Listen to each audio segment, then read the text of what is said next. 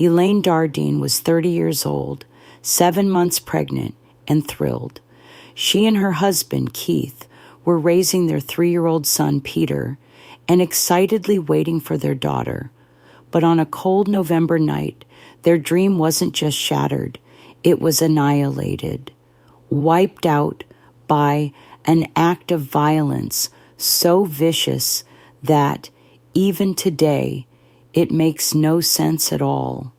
In America's heartland, there's a promise people live by. Home is safe. Hard work pays off. Neighbors have your back.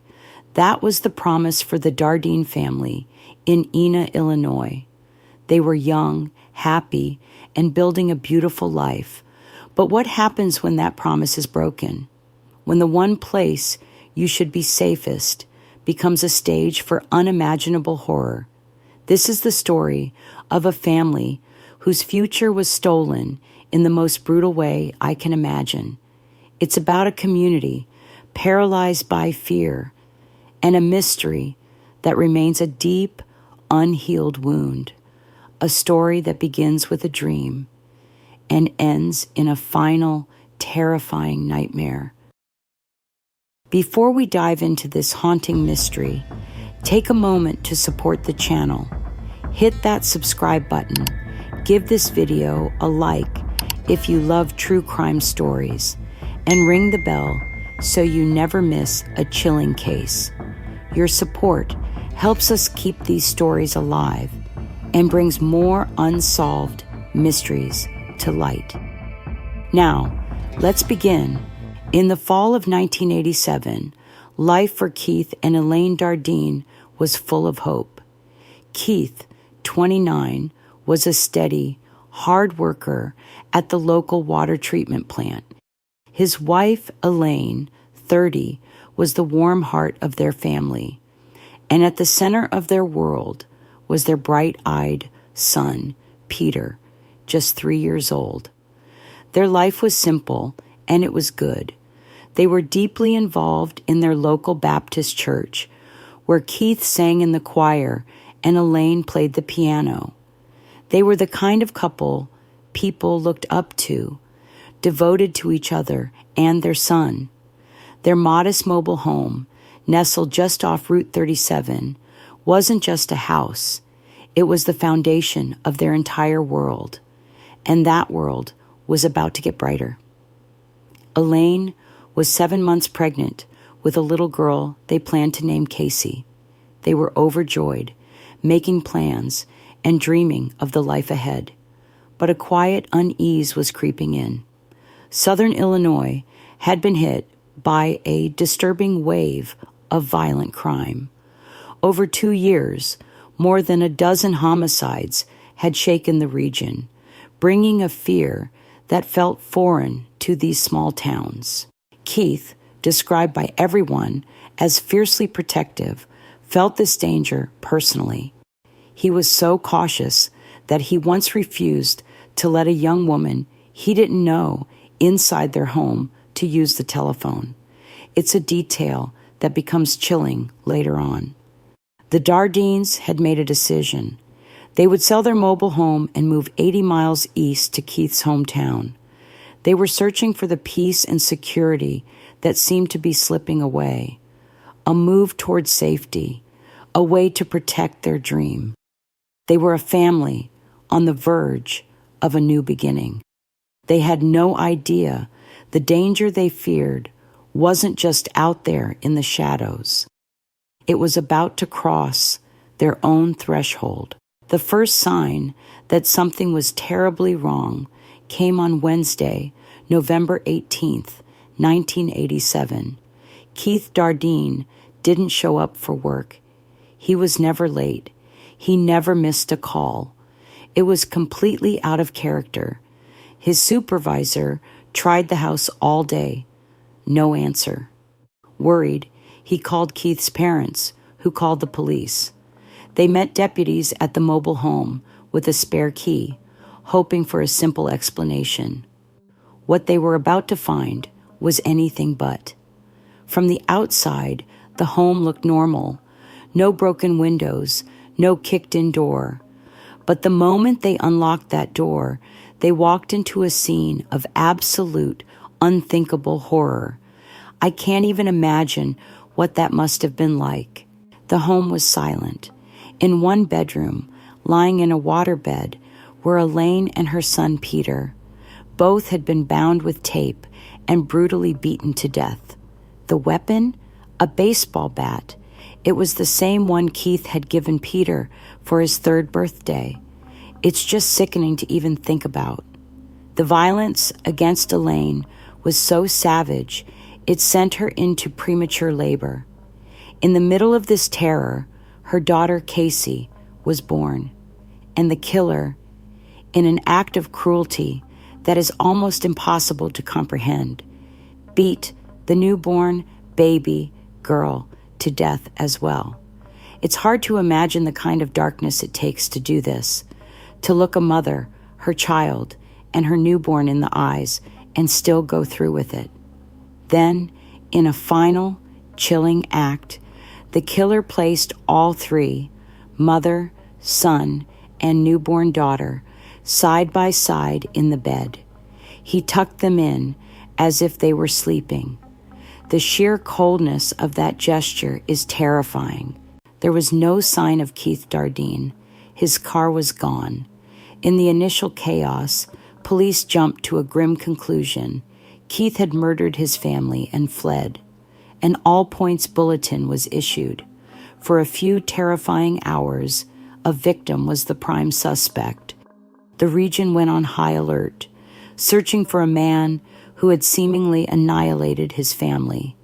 But the story was about to shatter, revealing a truth far more terrifying. The theory of Keith Dardeen as a family killer lasted less than a day.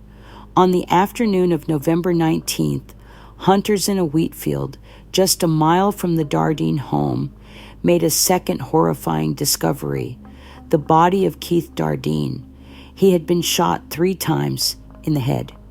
In a final act of desecration, his genitals had been mutilated. The discovery changed everything. This wasn't a family annihilator. This was a quadruple homicide. An entire family had been systematically and savagely executed. Soon after, Keith's car was found abandoned near the police station in Benton, 11 miles away. Inside, the car was spattered with blood. This suggested Keith was either murdered in the vehicle or it's where the horrific mutilation took place. With Keith cleared, investigators were left with a crime scene that made no sense, and I mean no sense at all. The sheer brutality screamed of personal rage, but the Dardeens had no known enemies. They were quiet, church-going people. So who could have done this? The motive was a complete blank. No forced entry, suggesting they knew their killer and let them in. Robbery was out. Nothing of value was gone.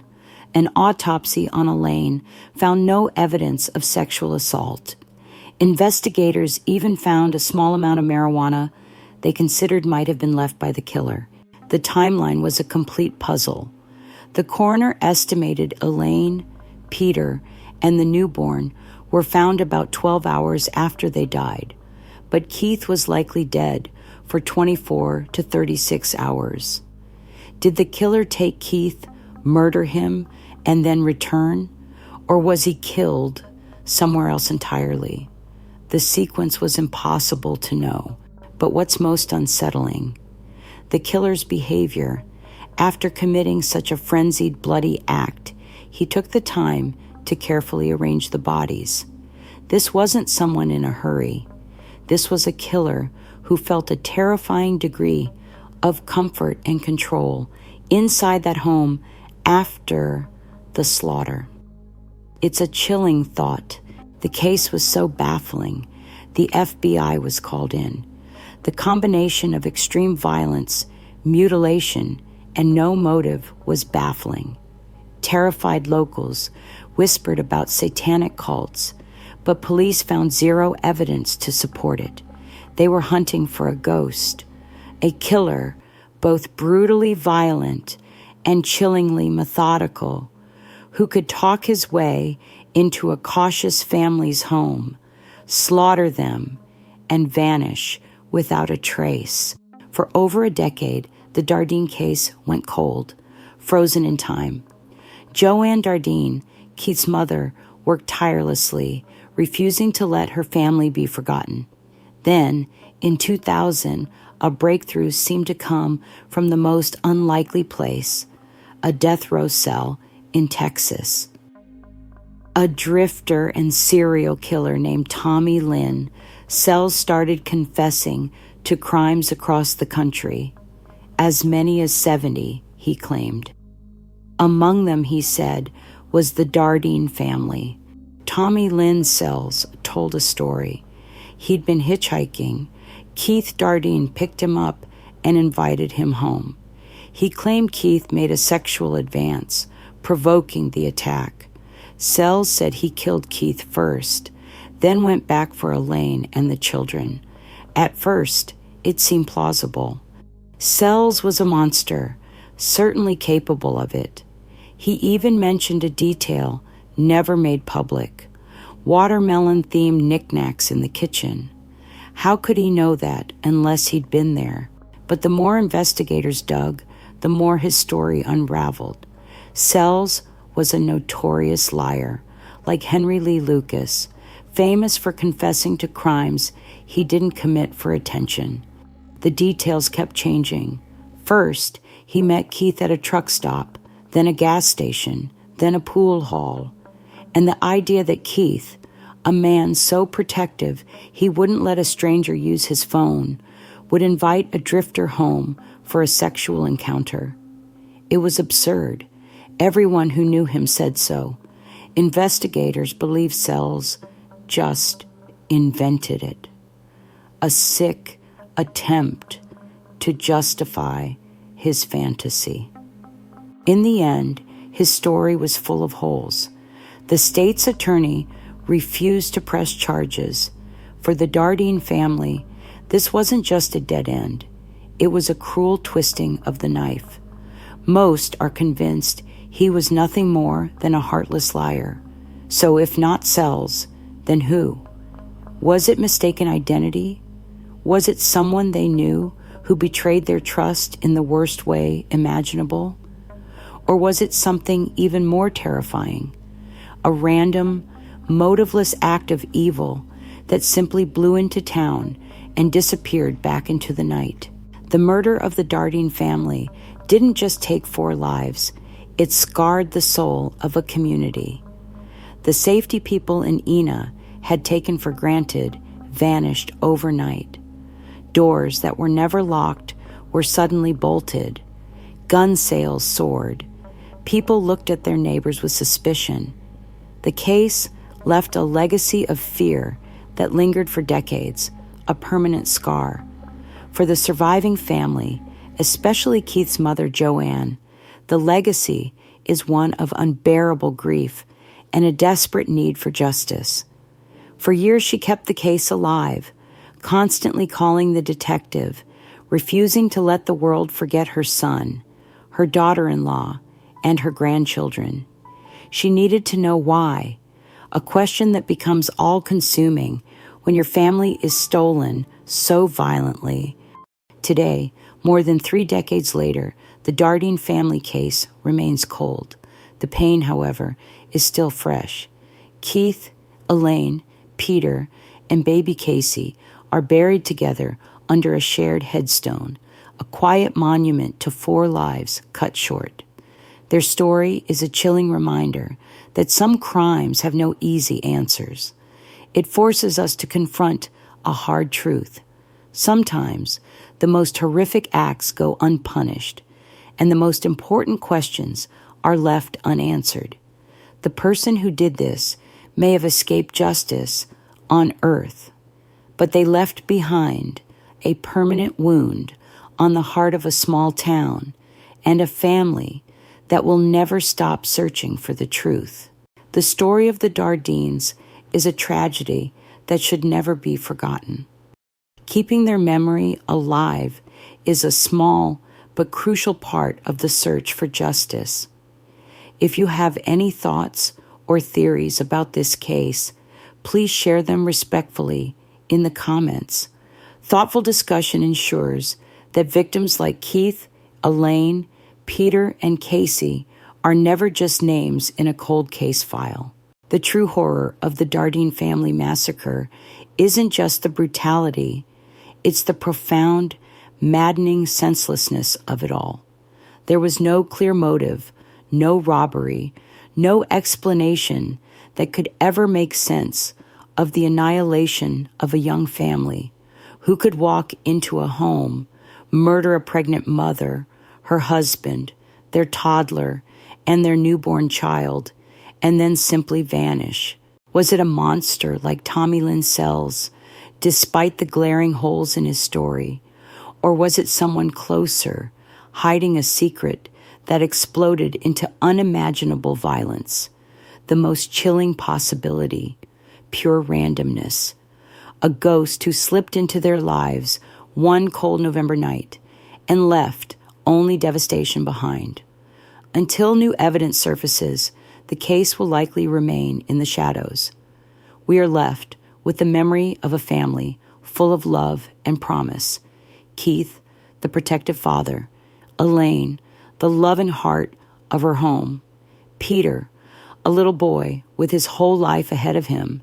And Casey, the baby girl who never got to take a single breath in peace. Their story is more than a true crime mystery. It's a heartbreaking reminder of how fragile life is and of the deep, lingering pain of an injustice that has never been set right. Thank you for watching this episode of Secrets in the Shadows. If this story moved you, or if you have any thoughts or theories about what happened to the Dardeen family, please share them in the comments below. We'd love to hear from you. Don't forget to like this video, subscribe to the channel, and hit the notification bell so you never miss another haunting story. Together, we can keep their memory alive and keep searching for the truth. Stay safe, and we'll see you in the next one.